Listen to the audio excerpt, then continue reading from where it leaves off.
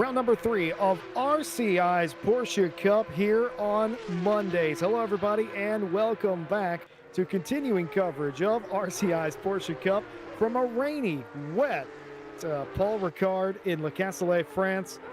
It's a wet one out there. It was wet in practice. It's wet here in qualifying. You join us mid-session, and this is a stark contrast from Hungaroring 1 week ago. Hello, everybody. I'm Jesse Lee, joined by Kevin Boss right now with Ash Bibby behind the cameras. The middle part of the season, ever so tentative out there in the weather. Everyone trying to get their feel in the ever-changing conditions. The championship absolutely hotting up at this stage. No one has really taken the reins, so to speak, and today I worry that maybe nobody will be able to do that as well. But just as I say that, Martin Lawrence has gone top of the board. A dominant display a week ago in Hungary, looking to do the same here in France. A 2:07.290, exactly 4/10 quicker than Nico Kumfu. Stubna in third place, nearly 7/10 off of that. Boardman for the Greased Weasel effort goes P6 here in the early stages of quali. The 2:08.737, good enough for that mark. Top driver Martin Lawrence, head and shoulders above everyone else. There's a huge gaggle from fourth all the way back to 8th place. John Dalton featuring inside the top 10, and so is Gary Volpe in the 23 with that quick lap. Several cars yet to run a time that we expect to see somewhere near the front. Jordan Daly, one of those. Lily Armstrong yet to set a lap as well. Yeah, it's good to be back in the box, and yeah, I set these conditions to be wet, slippery, and especially challenging for all these drivers here today. I did do a few laps earlier this afternoon, and I can tell you these conditions are tricky, especially like just the corner that Gary Volpe just came out of. It's very easy to spin the car just before you get onto the Mistral straight, and also the final corner where Sebastian Brunier just came out of.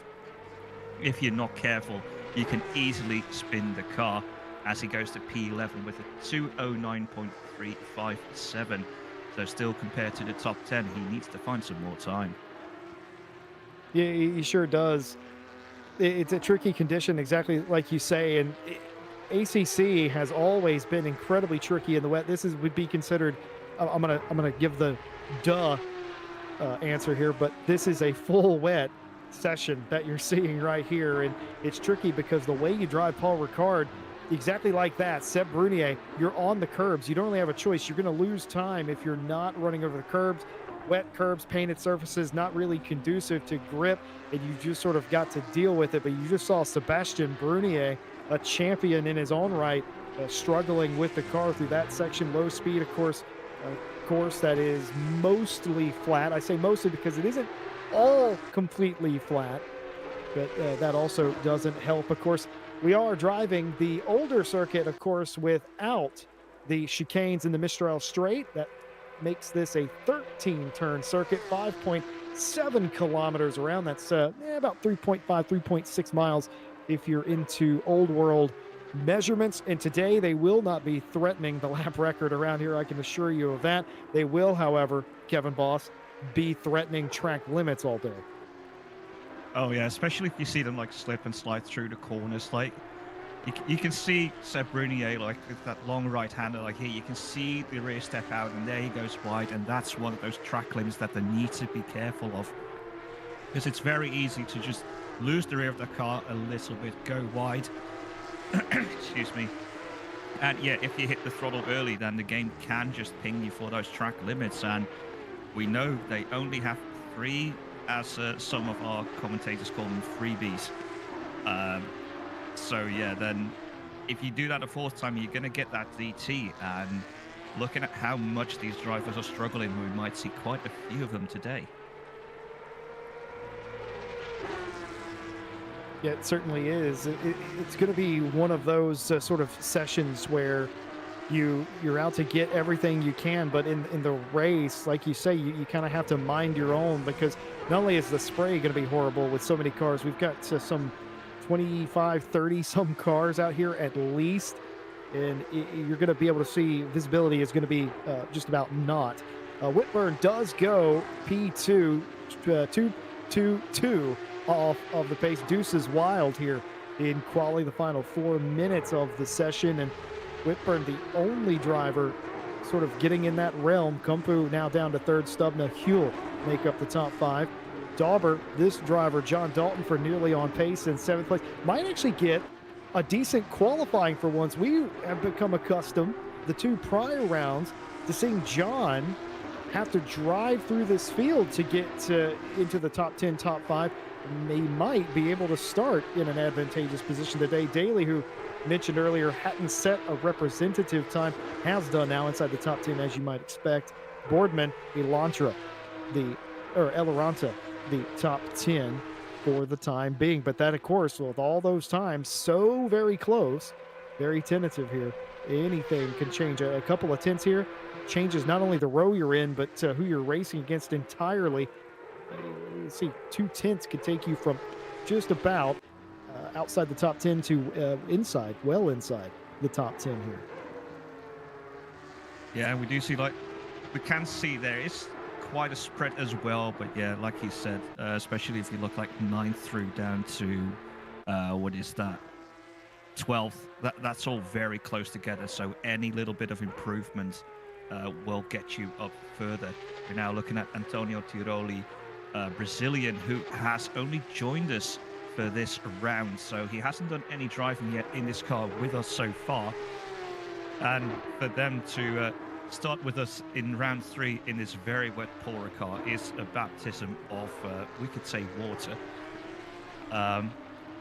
But yeah, currently in P23, 5.4 seconds off the pole time set by Martin Lawrence, and yeah, it's going to be a steep learning curve for him, especially in these conditions.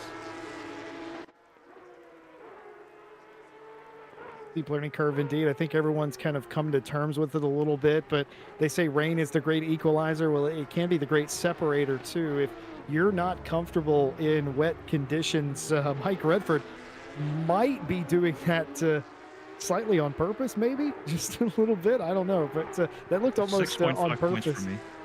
You know what I was saying? I was just going to go and say that I think he might have done that a little on purpose. That looked a little too purposeful, drifting around that corner. But nevertheless, there are drivers that really just don't like this particular kind of racing. They don't like racing in the wet. It's scary for them indeed. And it's just not really their speed. Others relish it, but generally it is the great equalizer, but not for Martin Lawrence, who again reset quick lap again, a 206.9.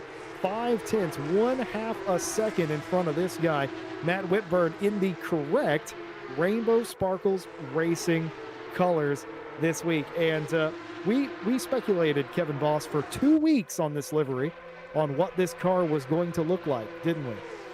And this is exactly in my head when I close my eyes what I thought a Rainbow Sparkles Racing car was going to look like. That is certainly and livery on the grid.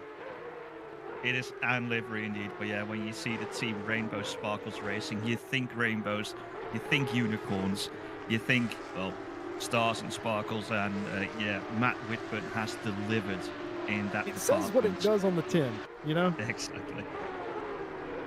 That's yeah. It is an incredibly striking car. We're not going to lose that one all day.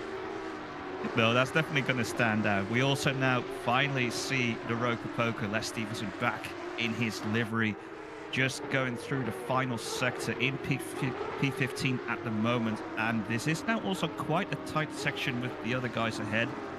3/10 will land him up to like P11, P12. It is a bit dizzy there on the final corner as he exits onto the start-finish straight. A little bit further to go, but he does have the slipstream of the car ahead to try and improve. And that was only a 218.4, so something happened there before. But Les Stevenson is lucky. He can do this final lap as he just crossed the line before the timers went to 0. Yeah, of course, if you get to the line, all flying laps, of course, do count here in quali. So Les Stevenson will be just about the last car to finish up their laps. Jotaway will come across the line to finish their qualifying session and improves a couple of spots to 209.945, bumps them up inside the top 20 for the time being. A good mix of cars that are still out there trying to make lap time.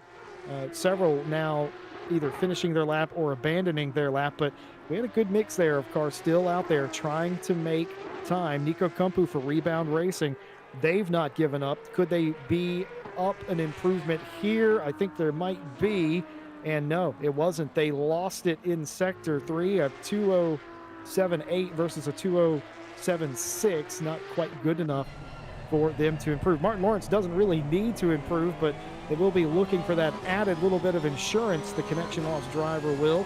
Do they improve yet again? They need to beat a 6.9, and they do it. Another couple of tenths. 2:06.6, the final time. An exclamation point in the qualifying. Matt Whitbird takes the Rainbow Sparkles car back to the garage. Still a couple of cars still out there on the lap, like Joe Dauber.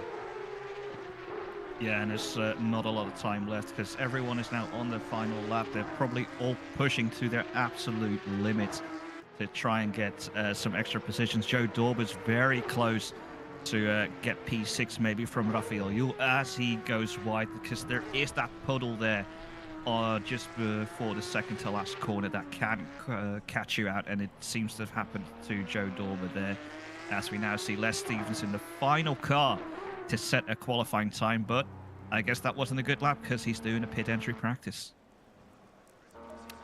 Yeah, always good to do that, especially here at Paul Ricard, where the pit entry is, let's just say, quite unorthodox. Some drivers will say that there's worse pit entries, but out of all of them in the world that I've used in the past, Paul Ricard is always the one that keeps me scratching my head. It's so narrow, and it's got a very tight chicane, and the line's right there, and it's so easy to speed or hit the wall or mess it up, especially when you're trying to make time. It's just it's one of the most nerve-wracking ones, that's for sure. Qualifying all done and dusted here for round 3 of RCI's Porsche Cup. Martin Lawrence has claimed all 3 purple sectors, quickest of all in all 3, up 2:06.677 on pole. Matt Whitbird will join him on the front row with his time of 2:07.422. Behind them in row number 2, John Dalton up to 3rd, Nico Kumpu in 4th. Stubna Huel round out the next row.